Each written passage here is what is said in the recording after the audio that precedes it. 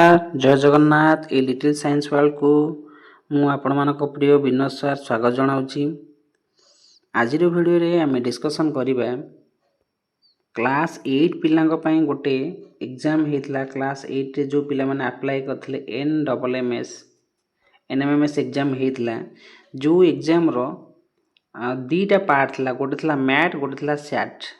जो मैंने देखुवे already math रो 90टी प्रश्न रो क्वेश्चन आमे ऑलरेडी तार वीडियो हो जाइए कौन आंसर हम, किंतु ए वीडियो रे आमे डिस्कशन करिबा सैट रो। ओके, सैट रो जो 90टी प्रश्न अच्छी तार आंसर कौन हो पार।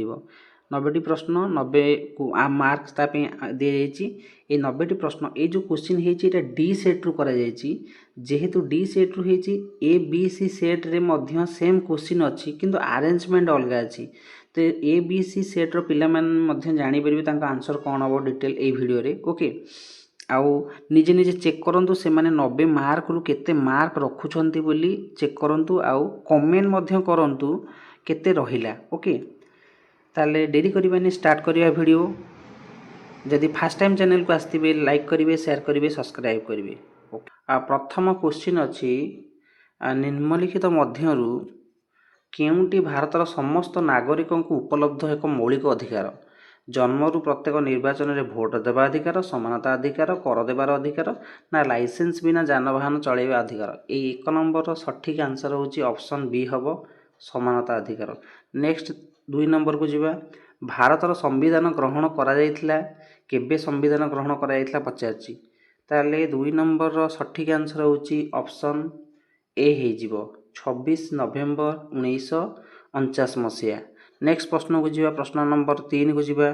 3 नंबर प्रश्न रे अछि, भारतर केंद्रीय संसद केउ मानक द्वारा गठित हेछि बोली पचारची। आउ ये 3 नंबर सठिक आंसर हेउची ऑप्शन सी हे जिवो, राष्ट्रपति, लोकसभा और एवं राज्यसभा। नेक्स्ट प्रश्न को जिबा, प्रश्न नंबर 4 को जिबा। गोटे सहर म्युनिसिपल कॉर्पोरेशन निर्वाचित मुख्यंक पाई सठिक पदवी कौन बोली पचारची। ए 4 नंबर सठिक आंसर हेउची ऑप्शन बी, मेयर।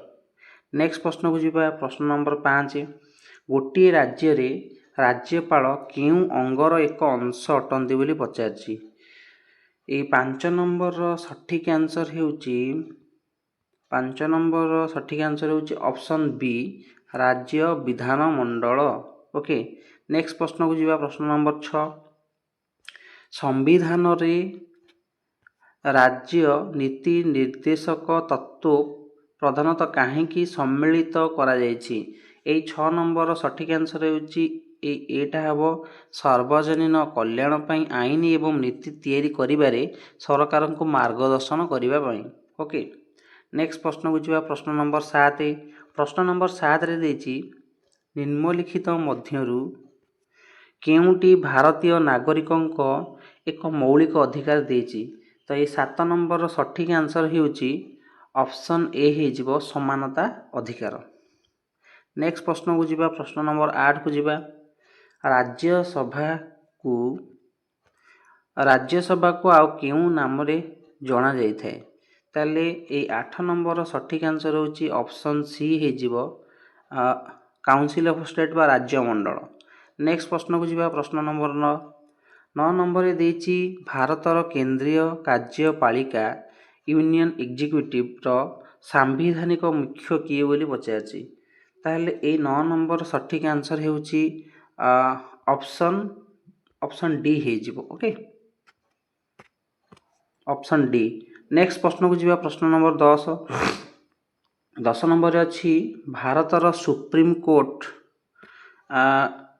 केउथि पाई सर्वोच्च अदालत होइथे? ताले 10 नंबर सठिक आंसर होउची समग्र देश, केंद्र और राज्य पाई। ओके, नेक्स्ट प्रश्न नंबर 11 नंबर देछि, निम्नलिखित मध्यरु केउंटी गोटे त्रिभुजर 3टी पार्श्वर लंब होई पारिबो? 11 नंबर सठिक आंसर होउची ऑप्शन सी, 6 सेमी, 8 सेमी, 13 सेमी। तापर 12 नंबर प्रश्न को जिबा। 12 नंबर देछि, 50 एवं 5000 मध्य केतोटी संपूर्ण घन संख्या रही बोली पचारछि? ए 12 नंबर सठिक आंसर होची ऑप्शन बी हबो। नेक्स्ट प्रश्न को जिबा 13 नंबर को। 13 नंबर प्रश्न देइची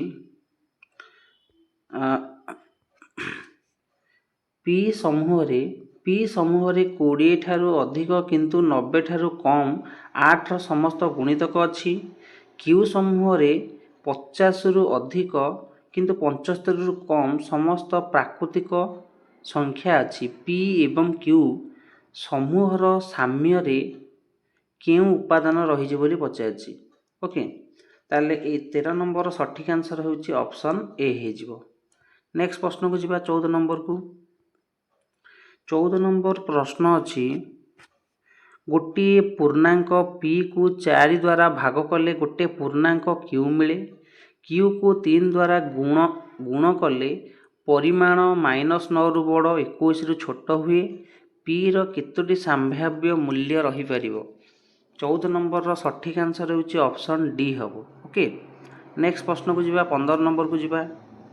15 नंबर प्रश्न देइची जड़े दुकानी 60टी खाता प्रत्येक को 20 टंका दर रे किनिले 4टी खाता नष्ट होई बाहर करदेले बाकी खाता गुडी को प्रत्येकटी को 24 टंका दर रे बिक्री कले तांकर केते लाभ किंबा क्षति प्रतिशत केते बोली पचारची।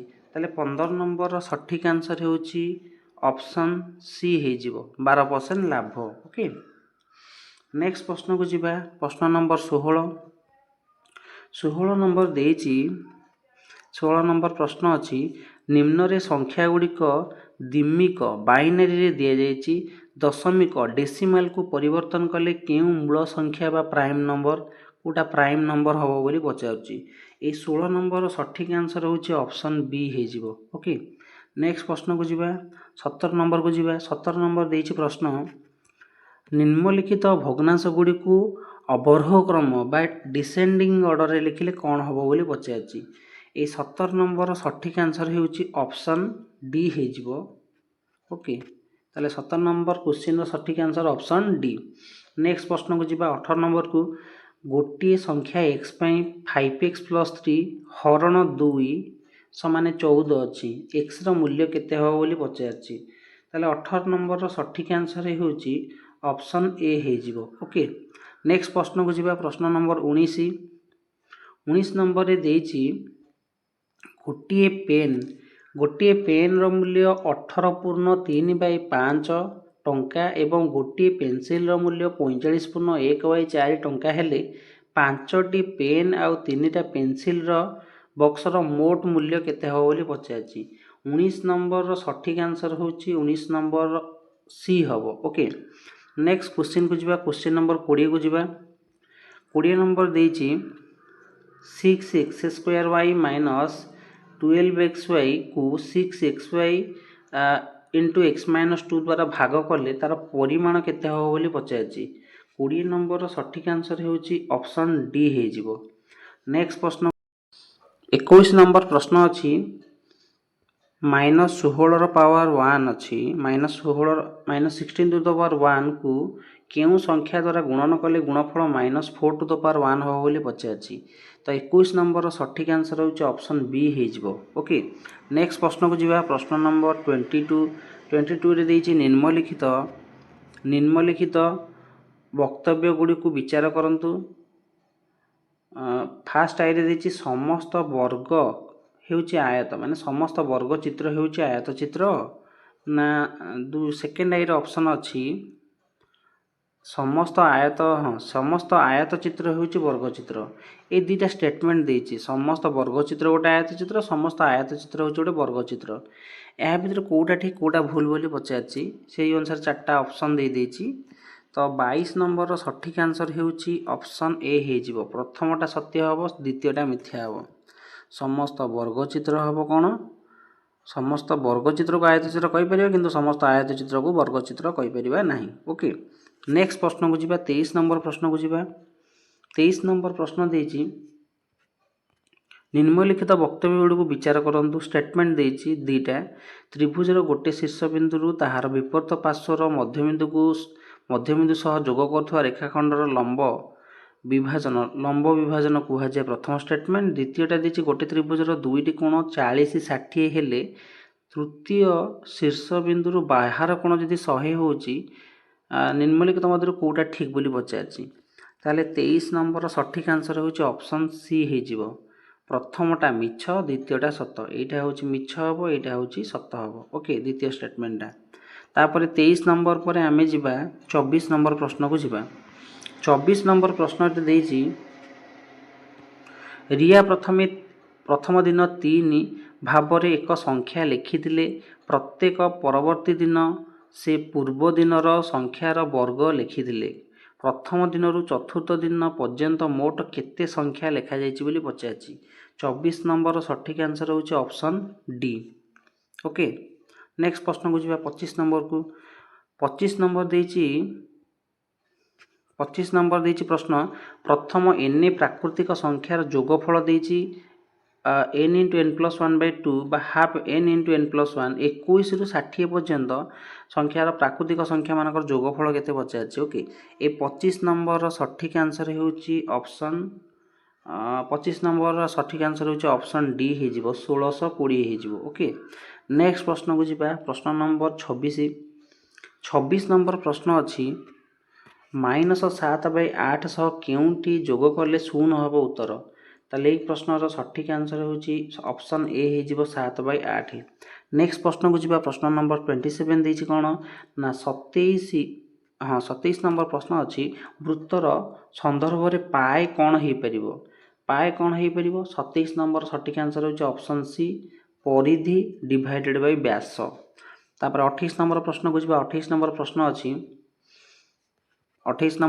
अछि 730 सह सबुठुरु कम केउ संख्या जोग कले यह गोटे संपूर्ण वर्ग हेबो बोली पचाछि 28 नंबर सठिक आंसर होछि ऑप्शन बी हे जिवो ओके 54। नेक्स्ट प्रश्न को जिबा 29 नंबर प्रश्न अछि त्रिभुज एबीसी रे ए कोण 50 आ बी कोण 70 हेले सी रु बीसी को आगेले गठित बाह्य कोण केते हबो बोली पचाछि ताले एई जो प्रश्न 29 नंबर अछि 29 रो सठिक आंसर होछि ऑप्शन डी हे जिवो। नेक्स्ट प्रश्न को जिबा प्रश्न नंबर 30 को जिबा 30 नंबर देछि निम्न रे चारोटी विकल्प संख्या गुडी को द्विमिक बा बाइनरी रूप रे लिखा जायछि ताको दशमिक रूप रे यदि परिवर्तन करिबा केउटी गोटे सम संख्या हबो बा इवन नंबर हबो बोली पचाछि 30 नंबर सठिक आंसर होछि ऑप्शन ए हे जिवो ओके। नेक्स्ट प्रश्न को जिबा ये 30 टी प्रश्न सरी गला ये जो क्वेश्चन आमे डिस्कशन करछे केवल आंसर डिस्कशन करछे परवर्ती गोटे वीडियो आसीबो जोतरे सब क्वेश्चन रो एनालिसिस आसीबो ओके। नेक्स्ट क्वेश्चन के आसीबा 31 नंबर को आसीबा 31 नंबर प्रश्न अछि गरम सूप रे थिबा हांडी रे गोटे धातु चामच रखा गला किछि समय पर ता हैंडल गरम होई गला यह प्रधानतः केउ कारण जोगु होई थाए बोली पचाछि 31 नंबर सठिक आंसर होछि कोन सी गलन बा कंडक्शन। नेक्स्ट प्रश्न को जिबा 32 नंबर को जिबा सूर्योदय पूर्वरु देखा जाउथबा प्रभात तारा बा मॉर्निंग स्टार जो हंती प्रकृत रे कोन बोली पचाछि ए क्वेश्चन रो सठिक आंसर होछि ऑप्शन ए शुक्र ग्रह भेनस। नेक्स्ट क्वेश्चन को जिबा 32 नंबर को जिबा गोटे छात्र 20 मिनिट रे 2 किलोमीटर दौड़ी बाजार को जाए और सेही मार्ग रे 10 मिनिट रे बस रे फेरे संपूर्ण यात्रा पे तार हाराहारी बेग पचाछि ए 33 नंबर सठिक आंसर होछि ऑप्शन 33 नंबर सठिक answer option C okay. Next प्रश्न को जिबा 34 नंबर निम्नलिखित वक्तव्य गुड़ को ध्यान दियंतु देइछि चालिबा पई घर्षण उपयोगी गोटे अछि आ गोटे हला पृष्ठ को पॉलिश करी घर्षण वृद्धि करा जाय परिबो बोली अछि जोडे स्टेटमेंट अछि ए स्टेटमेंट भितरु 34 नंबर सठिक आंसर होछि ऑप्शन बी प्रथमटा सत्य हबो द्वितीयटा मिथ्या हबो। नेक्स्ट प्रश्न को जिबा 35 नंबर को जिबा 35 नंबर प्रश्न अछि गोटे सेल सह संयुक्त विद्युत परिपथ स्विच बंद ऑफ थिले ये चार्टा ऑप्शन अच्छे परिपथ खोला थाए परिपथ विद्युत धार बहे ना परिपथ संपूर्ण बंद थाए परिपथ रे विद्युत धार बहे ये चार्टा ऑप्शन भी कौटा हो पार 35 नंबर सठिक आंसर हो ऑप्शन डी ओके नेक्स्ट प्रश्न को जा 36 नंबर को 36 नंबर देती सुखिला केशरे गोटे प्लास्टिक पानिया घषिले छोट छोट कागज खंड को आकर्षण करे यह क्यों बल पर दायी होता है ये 36 नंबर सठिक आंसर हो ऑप्शन ए विद्युतर स्थिरता बल हम नेक्स्ट क्वेश्चन को जीवा क्वेश्चन नंबर 37 देती विद्युत द्वारा गोटे चामच उपरे रूपार पतला पतला लेप दि जाए यही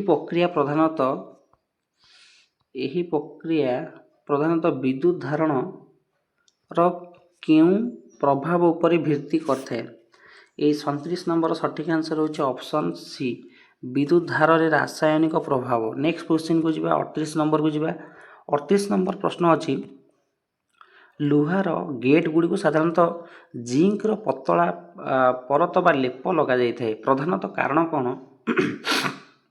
38 नंबर आंसर हो जंग को रोकिया ऑप्शन बी नेक्स्ट प्रश्न को जीवा 39 नंबर देती निम्नलिखित वक्तव्य गुड़ी को ध्यान दिंतु फ्यूज तार गलनांक कम गोटे स्टेटमेंट अच्छी फ्यूज तार को उपकरण मान सहित समांतर भाव संजोग कर सठिक ऑप्शन हूँ आंसर कौन हम 39 नंबर ऑप्शन हो बी प्रथमटा सत्य हम सेकेंडटा मिथ्या हम नेक्स्ट क्वेश्चन को जा क्वेश्चन नंबर 40 को जा 40 नंबर प्रश्न अच्छी निम्नलिखित मध्य केउटी परदा स्क्रीन उपरे आकृत प्रतिछवि रियल इमेज गठन करथे बोली पचारि 40 नंबर सठिक आंसर हो ऑप्शन सी हो अवतल दर्पण concave mirror okay next question को जीवा क्वेश्चन नंबर 41 निम्नलिखित वक्तव्य गुड़ को ध्यान दिंतु विद्युत धारा बढ़िले एक इलेक्ट्रोमैग्नेट अधिक शक्तिशाली हुए प्रथम स्टेटमेंट देती द्वितीय स्टेटमेंट अच्छी स्विच बंद करी धारा अटकाई देले मध्य इलेक्ट्रोमैग्नेट स्थायी भाव चुंबक हो जाए ये 41 नंबर सठिक आंसर हो ऑप्शन बी हो प्रथमटा सत्य द्वितीयटा मिथ्या नेक्स्ट क्वेश्चन को जीवा क्वेश्चन नंबर 42 नंबर प्रश्न अच्छी निम्नलिखित वक्तव्य गुड़ को ध्यान दिंतु घड़ीर घंटा मानकर गति वृत्ताकार गति अटे प्रथम स्टेटमेंट द्वितीयटा है एक सरल पेंडुलम लंब वृद्धि पाइले यार समय अवधि वृद्धि पाए बोली कही ये 42 नंबर सठिक आंसर हो ऑप्शन ए हो प्रथमटा और द्वितीयटा दुहे सत्य ओके नेक्स्ट प्रश्न 43 नंबर प्रश्न को जीवा 43 नंबर देती गोष्ठी 1 आ गोष्ठी 2 वस्तुगुड़िक सठिक भाव में मेल कर विकल्प को बाछा गोष्ठी 1 अच्छी पीवीसी नाइलॉन मेलामाइन अच्छी सेमती गोष्ठी 2 अच्छी थर्मो प्लास्टिक सिंथेटिक फाइबर जोटा कृत्रिम रेशम तंतु अच्छी आउ गोटे तृतीय नंबर अच्छी कौन थर्मोसेटिंग प्लास्टिक अच्छी आम या कंपेयर कले कौटा हम बोली पचारि 43 नंबर सठिक आंसर हो ऑप्शन बी हम A I B second I C third I next प्रश्न को जीवा 44 नंबर को 44 नंबर प्रश्न देती निम्नलिखित वक्तव्य गुड़ को ध्यान दिंतु अम्लीय द्रवण रे लिटमस लाल होता है प्रथम ऑप्शन अच्छी सेकेंड एटा गोटे स्टेटमेंट अच्छी द्वितीय स्टेटमेंट अच्छी क्षारीय द्रवण रे फेलेनथालिन गोलापी रंग हो जाए बोली कही 44 नंबर सठिक आंसर हो फास्ट हम आई सेकेंड आई दुहे सत्य हे ओके नेक्स्ट प्रश्न को जीवा नेक्स्ट प्रश्न अच्छी प्रश्न नंबर 45 अच्छी निम्नलिखित धातु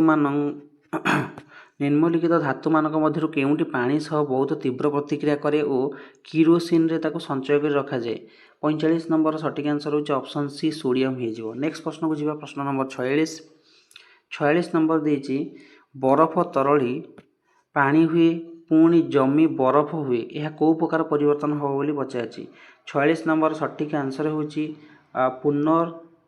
पुनर्वर्ती 46 नंबर भी हूँ पुनर्वर्तनशील भौतिक परिवर्तन हो ओके पुनर्वर्तनशील भौतिक परिवर्तन नेक्स्ट को जीवा 47 नंबर को जीवा 47 नंबर प्रश्न अच्छी पतला गंधक अम्ल सह जिंक प्रतिक्रिया कले केउं उत्पाद गठित हुए बोली पचारि 47 नंबर सठिक आंसर हो ऑप्शन ए जिंक गंधक अम्ल और हाइड्रोजन गैस 47 पर नेक्स्ट क्वेश्चन को जीवा 48 नंबर प्रश्न को जीवा 48 नंबर प्रश्न अच्छी रोषेई घर रे ଗ୍ୟାସ୍ ଚୁଲାର ହଳଦିଆ ଓ କାଳି ଲାଗୁଥିବା ଶିଖା ବାହାରୁଛି।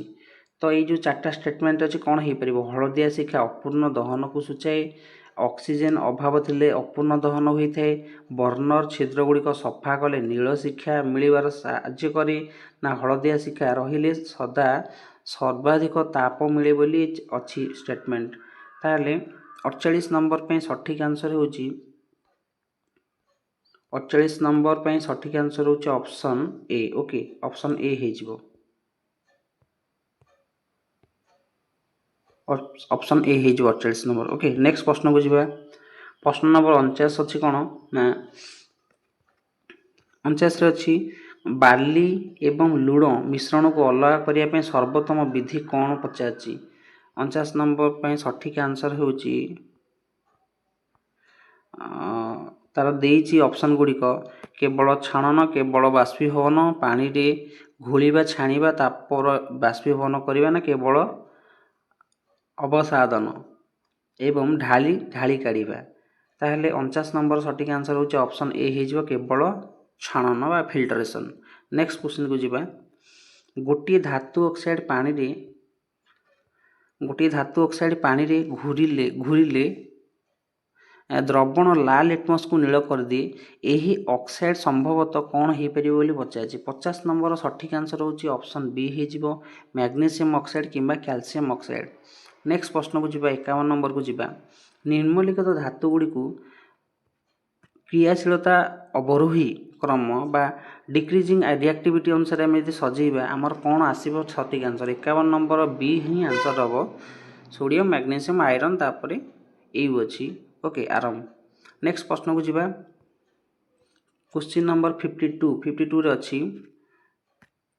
ବେକିଂ ସୋଡ଼ା ସହ ଭିନେଗାର ପ୍ରତିକ୍ରିୟା କଲେ କେଉଁ ଗ୍ୟାସ୍ ମିଳିଥାଏ ବୋଲି ପଚାରିଛି। 52 ନମ୍ବର ସଠିକ୍ ଆନ୍ସର ହେଉଛି କାର୍ବନ ଡାଇଅକ୍ସାଇଡ୍, ଅପସନ୍ ସି ହେଇଯିବ। ଓକେ, ନେକ୍ସଟ ପ୍ରଶ୍ନକୁ ଯିବା। କ୍ୱେଶ୍ଚିନ୍ ନମ୍ବର 53 ସ୍ତମ୍ଭ ଏ କୁ ସ୍ତମ୍ଭ ବି ସହିତ ମେଳ କରନ୍ତୁ କ'ଣ ହେଇପାରିବ ବୋଲି କହିଛି। 53 ନମ୍ବର ପ୍ରଶ୍ନରେ ଦେଖିବା କ'ଣ ସବୁ ଅଛି। ଦେଇଛି AgNO3 ଦ୍ରବଣରେ ତମ୍ବା ତାର ଉପରେ ଜମା ହେଉଥିବା ଧାତୁ ଏପଟ ସ୍ତମ୍ଭରେ ଗୋଟେ ରୂପା ଦେଇଛି। ସେମିତି ତମ୍ବା ଦ୍ରବଣ ଏଇ ଗୋଟେ ଦେଇଛି, ଦ୍ରବଣର ରଙ୍ଗ ଦେଇଛି ଏଠି ନୀଳ କଲର ଦେଇଛି। ଏଠି କପର ସଲଫେଟ୍ରେ ଲୁହା ରଖିଲେ ଦ୍ରବଣର ଗଠିତ ନୂତନ ଲବଣ ଦେଇଛି, ଏଠି ଆଇରନ୍ ସଲଫେଟ୍ ଦେଇଛି।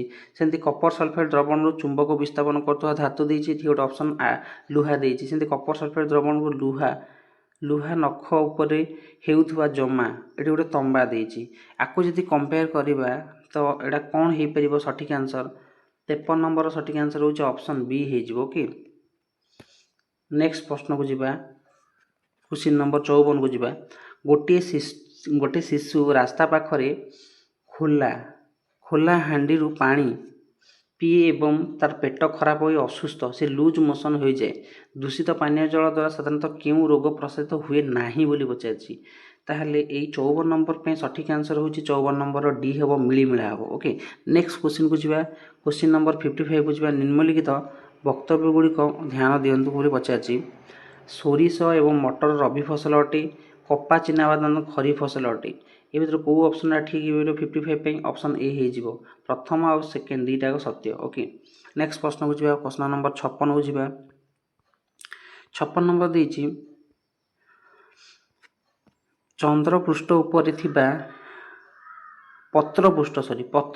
ଉପରେ ଥିବା କେଉଁ ଛିଦ୍ର ଗୁଡ଼ିକ ଦ୍ୱାରା ଗ୍ୟାସ୍ ଓ ଜଳୀୟ ବାଷ୍ପ ବିନିମୟ ହୁଏ ସେଗୁଡ଼ିକ କ'ଣ କୁହାଯାଏ ବୋଲି ପଚାରିଛି। 56 ନମ୍ବର ସଠିକ୍ ଆନ୍ସର ହେଉଛି ଅପସନ୍ ଡି ହେଲା ଷ୍ଟୋମାଟା। ନେକ୍ସଟ ପ୍ରଶ୍ନକୁ ଯିବା। 57 ନମ୍ବର ପ୍ରଶ୍ନ ଅଛି ଗୋଷ୍ଠୀ 1 ଜୀବାଣୁ ଆଉ ଗୋଷ୍ଠୀ 2ର କାର୍ଯ୍ୟ ସହ ସଠିକ୍ ଭାବରେ ମେଳ କ'ଣ ଖାଉଛି ବୋଲି ପଚାରିଛି। ପ୍ରଥମେ ରାଇବୋଜୋମ୍, ଇଷ୍ଟ, HIV, ଆମିବା ଅଛି। ଗୋଷ୍ଠୀ 2ରେ ଅଛି ଏଡ୍ସ ସୃଷ୍ଟି କରେ। ଆଉ ଗୋଟେ ଅଛି କ'ଣ ପାଉଁରୁଟି ତିଆରି ଫର୍ମେଣ୍ଟେସନ୍ ପାଇଁ ବ୍ୟବହୃତ ହୁଏ। ଆଉ ଗୋଟେ ଦେଇଛି ଡାଲି ଜାତୀୟ ଉଦ୍ଭିଦର ମୂଳରେ ନାଇଟ୍ରୋଜେନ୍ ସ୍ଥାପନ ହୁଏ। ଆଉ ଗୋଟେ ଆମିବିକ ଡିସେଣ୍ଟ୍ରି ସୃଷ୍ଟି କରେ ବୋଲି କହିଛି। ତ ଏଇ ଯେଉଁ 57 ନମ୍ବର ପାଇଁ ସଠିକ୍ ଆନ୍ସର ହେଉଛି ଅପସନ୍ ବି ହେଇଯିବ। ଓକେ, ନେକ୍ସଟ କ୍ୱେଶ୍ଚିନ୍କୁ ଯିବା। କ୍ୱେଶ୍ଚିନ୍ ନମ୍ବର 58କୁ ଯିବା। ଚକ୍ଷୁର କେଉଁ ଅଂଶ ପିପ୍ୟୁଲର ଆକାର ପରିବର୍ତ୍ତନ କରି ଚକ୍ଷୁ ଭିତରକୁ ପ୍ରବେଶ କରୁଥିବା ଆଲୋକର ପରିମାଣକୁ ନିୟନ୍ତ୍ରଣ କରିଥାଏ। ଏ 58 ନମ୍ବର ପାଇଁ ସଠିକ୍ ଆନ୍ସର ହେଉଛି ଡି ହେଇଯିବ ଆଇରିସ୍। ଓକେ, ଡି ହେଇଯିବ ଆଇରିସ୍ ହେଇଯିବ। ନେକ୍ସଟ ପ୍ରଶ୍ନକୁ ଯିବା। ନେକ୍ସଟ ପ୍ରଶ୍ନ କ୍ୱେଶ୍ଚିନ୍ ନମ୍ବର 59ରେ ଅଛି ମନୁଷ୍ୟର ପାଚନ କ୍ରିୟାର ସନ୍ଦର୍ଭରେ ଗୋଷ୍ଠୀ 1 ଆଉ ଗୋଷ୍ଠୀ 2 ପାଇଁ ସେମିତି ସଠିକ୍ ଭାବରେ ଆମକୁ ମେଳ କରିବାର ଅଛି ହେଲା। ଦେଇଛି ଗୋଷ୍ଠୀ 1ରେ ଯକୃତ, କ୍ଷୁଦ୍ରାନ୍ତ, ଜଠର ପେଟ ଦେଇଛି, ବୃହଦନ୍ତ ଦେଇଛି। ତାର ଦେଇଛି ପାଚିଥିବା ଖାଦ୍ୟର ଅତ୍ୟଧିକ ଶୋଷଣ କରେ। ଏଇଟା ଦେଇଛି ଚର୍ବି ପାଚନରେ ସାହାଯ୍ୟ କରି ପିତ୍ତ ଉତ୍ପାଦନ କରେ। ଓକେ, ଏ ଦୁଇଟା ଆଉ ଯୋଡ଼େ ଅପସନ୍ ବି ଆଉ ଯୋଡ଼େ ଦୁଇଟା ବି ଷ୍ଟେଟମେଣ୍ଟ ଅଛି। ଜଳ ଶୋଷଣ କରି ମଳ ଗଠନ କରେ, ଆଉ ଗୋଟେ ଗ୍ୟାଷ୍ଟ୍ରିକ୍ ରସ ଦ୍ୱାରା ପ୍ରୋଟିନ୍ ପାଚନ ଆରମ୍ଭ କରେ। ତାହେଲେ ଏଇ ହିସାବରେ କେଉଁ ଆନ୍ସରଟା ହେଇପାରିବ?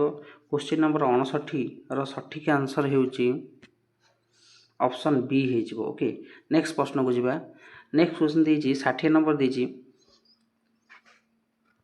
ଓଡ଼ିଶାର ମ୍ୟାନଗ୍ରୋଭ୍ ଇକୋସିଷ୍ଟମ୍ ଏବଂ ନଦୀକୂଳିଆ ବନ୍ୟପ୍ରାଣୀ ବିଷୟରେ ଜାଣିବା ପାଇଁ ଜଣେ ଶିକ୍ଷକ ଛାତ୍ରଛାତ୍ରୀମାନଙ୍କ ପାଇଁ ଏକ କ୍ଷେତ୍ର ପରିଦର୍ଶନ ଯୋଜନା କରିଛନ୍ତି।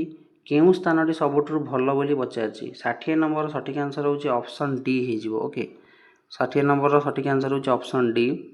ଅପସନ୍ ଡି ହେଲା ଭିତରକନିକା ଜାତୀୟ ଉଦ୍ୟାନ ହେଇଯିବ। ନେକ୍ସଟ ପ୍ରଶ୍ନକୁ ଯିବା। ନେକ୍ସଟ ପ୍ରଶ୍ନ ଦେଇଛି 61 ନମ୍ବର ଦେଇଛି ଝଡ଼ ବିଜୁଳି ସମୟରେ କେଉଁ ସୁରକ୍ଷା କାର୍ଯ୍ୟ ଅନୁପଯୁକ୍ତ ହେଇଥାଏ ଆମ ପାଇଁକା? ଅନୁପଯୁକ୍ତ ବା ସୁପାରିଶ ନୁହେଁ ବୋଲି ପଚାରିଛି। ତାହେଲେ 61 ନମ୍ବର ସଠିକ୍ ଆନ୍ସର ହେଉଛି ଅପସନ୍ ଡି, ସୁରକ୍ଷା ପାଇଁ ଏକ ଉଚ୍ଚ ଗଛ ତଳେ ଠିଆ ହୁଅ ବୋଲି। ଏଇଟା ଠିକ୍ ନାହିଁ। ନେକ୍ସଟ ପ୍ରଶ୍ନକୁ ଯିବା। ପ୍ରଶ୍ନ ନମ୍ବର 62 ଅଛି। ଏଥିରେ ଦେଇଛି ନିମ୍ନଲିଖିତ ମଧ୍ୟରୁ କେଉଁଟି ଉଦ୍ଭିଦୀୟ ବଂଶବୃଦ୍ଧିର ଉଦାହରଣ ନୁହେଁ ବୋଲି ପଚାରିଛି। 62 ନମ୍ବର ସଠିକ୍ ଆନ୍ସର ହେଉଛି ଅପସନ୍ ବି, ରାଇଜୋମରୁ ଚାଷ ହେଉଥିବା ଅଦା। ଓକେ, ନେକ୍ସଟ ପ୍ରଶ୍ନକୁ ଯିବା। ପ୍ରଶ୍ନ ନମ୍ବର 63 ଅଛି। 63 ନମ୍ବରରେ ସେମିତି ଦେଇଛି ଦୁଇଟା ଗୋଷ୍ଠୀ ଦେଇଛି, ଗୋଷ୍ଠୀ 1 ଆଉ ଗୋଷ୍ଠୀ 2 ଦେଇଛି। ତାକୁ ଆମେ କ'ଣ କରିବା ନା କମ୍ପେୟାର ମେଳ କରିବାକୁ ଦେଇଛି। ପ୍ରଥମେ ଦେଇଛି ରିଙ୍ଗୋମ୍ ଦେଇଛି, ହେପାଟାଇଟ୍ ବି ଦେଇଛି, ମ୍ୟାଲେରିଆ ଦେଇଛି, ଟ୍ୟୁବରକ୍ୟୁଲୋସିସ୍ ଦେଇଛି। ସେକେଣ୍ଡରେ ଦେଇଛି କ'ଣ ନା ଭାଇରସ୍ ଦେଇଛି, ବ୍ୟାକ୍ଟେରିଆ ଦେଇଛି। ଆକୁ ମିଳେଇଲେ କ'ଣ ହେବ ବୋଲି ପଚାରିଛି। ତାହେଲେ ଆଉ ଦୁଇଟା ବି ଅଛି, ଗୋଟେ ହେଲା ପ୍ଲାଜମୋଡ଼ିୟମ୍, ଫଙ୍ଗି ଅଛି ହେଲା। ତାହେଲେ 63 ନମ୍ବର ସଠିକ୍ ଆନ୍ସର ହେଉଛି ଅପସନ୍ ଏ ହେଇଯିବ। ନେକ୍ସଟ ପ୍ରଶ୍ନକୁ ଯିବା। ନେକ୍ସଟ ପ୍ରଶ୍ନ ହେଲା 64 ନମ୍ବର ଗିଳିବା ସମୟରେ ଖାଦ୍ୟ ଶ୍ୱାସନଳୀ ଭିତରକୁ ପ୍ରବେଶ କରିବାକୁ କେଉଁ ଗଠନ ରୋକିଥାଏ? 64 ନମ୍ବର ସଠିକ୍ ଆନ୍ସର ହେଉଛି ଅପସନ୍ ଡି ହେବ ଇପିଗ୍ଲୋଟିସ୍ ହେଲା। 64 ପରେ ନେକ୍ସଟ ପ୍ରଶ୍ନ 65 ନମ୍ବର ଆସିଲା। ଜଣେ ଛାତ୍ର ଦ୍ୱନ୍ଦ୍ୱରେ ପଡ଼ିଛନ୍ତି ଏକ ଚିଡ଼ିଆଖାନା ଏକ ଅଭୟାରଣ୍ୟ ସହ ସମାନ। କେଉଁ ବିକଳ୍ପ ସେମାନଙ୍କୁ ସର୍ବୋତ୍ତମ ଭାବେ ପୃଥକ କରିଥାଏ? এই 65 ନମ୍ବର ସଠିକ୍ ଆନ୍ସର ହେଉଛି ଅପସନ୍ ଏ ହେଇଯିବ। ଚିଡ଼ିଆଖାନା ହେଉଛି ଏକ ଏକ୍ସ ସିତୁ, ଅଭୟାରଣ୍ୟ ହେଉଛି ଇନ୍ ସିତୁ। ଓକେ, ନେକ୍ସଟ ପ୍ରଶ୍ନକୁ ଯିବା। 65 ପରେ 66 ନମ୍ବରକୁ ଯିବା।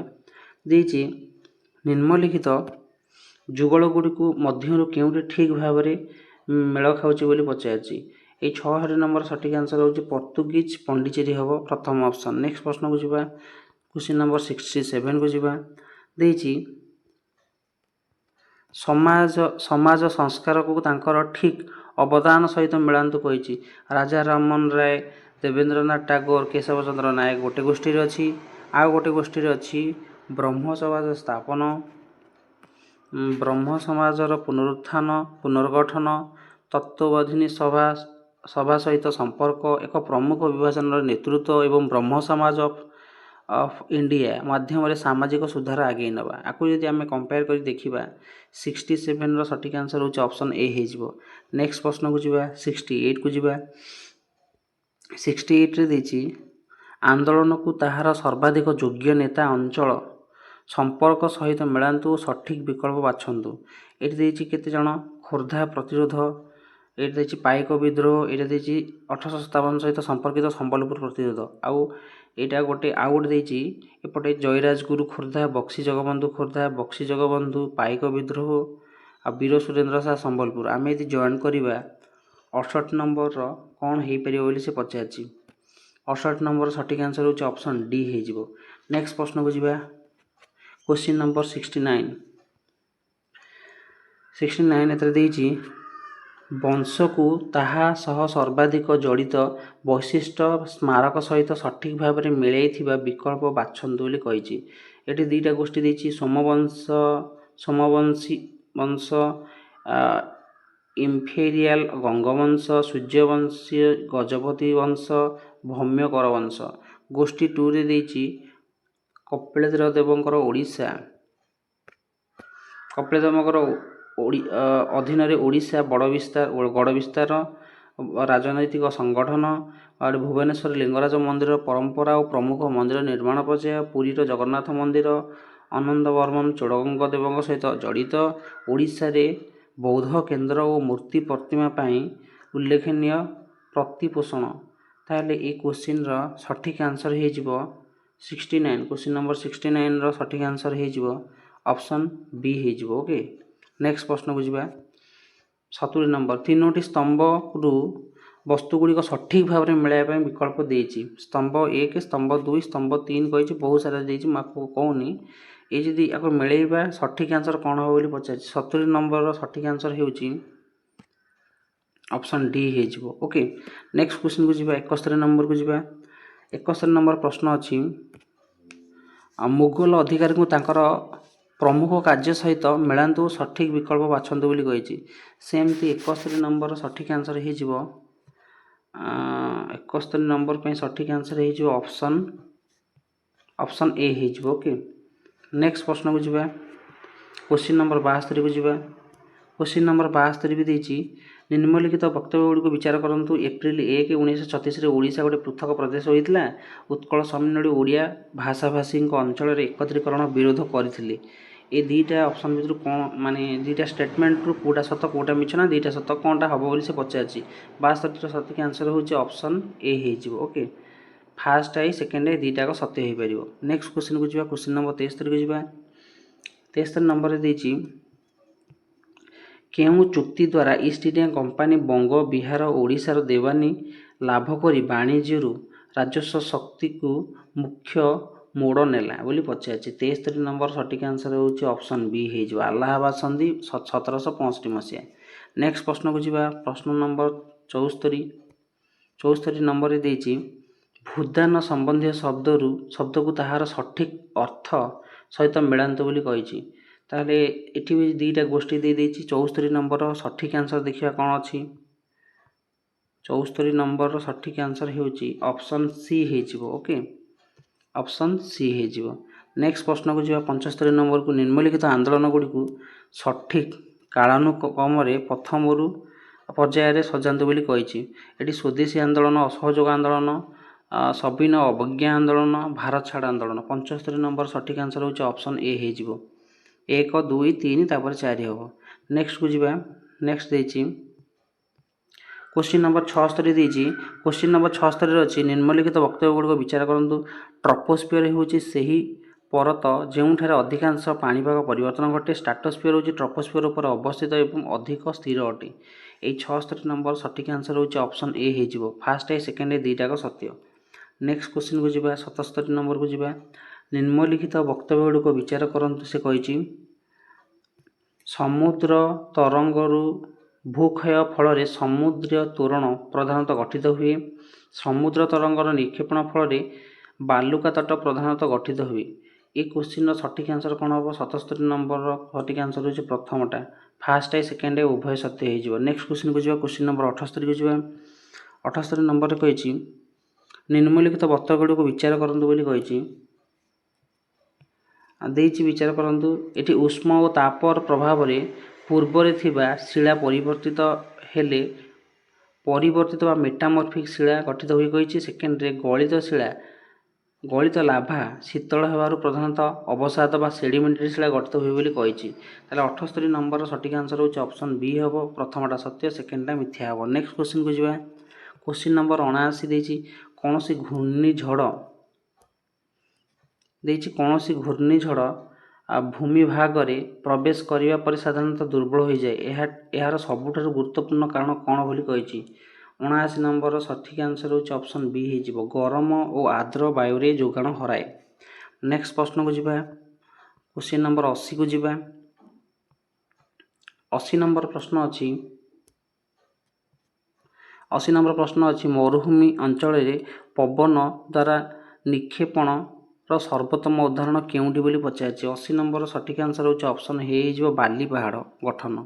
नेक्स्ट प्रश्न को जी 81 नंबर को 81 नंबर प्रश्न देती बन्या समय ओभरफ्लो होई तटवर्ती अंचल सूक्ष्म माटी निक्षेप करे ही निक्षेप फल कौन गठित हुए बोली कही 81 नंबर सठिक आंसर होची ऑप्शन सी हो बन्या समतल। नेक्स्ट क्वेश्चन को जीवा क्वेश्चन नंबर 82 को जीवा क्वेश्चन नंबर 82 रे देती उष्म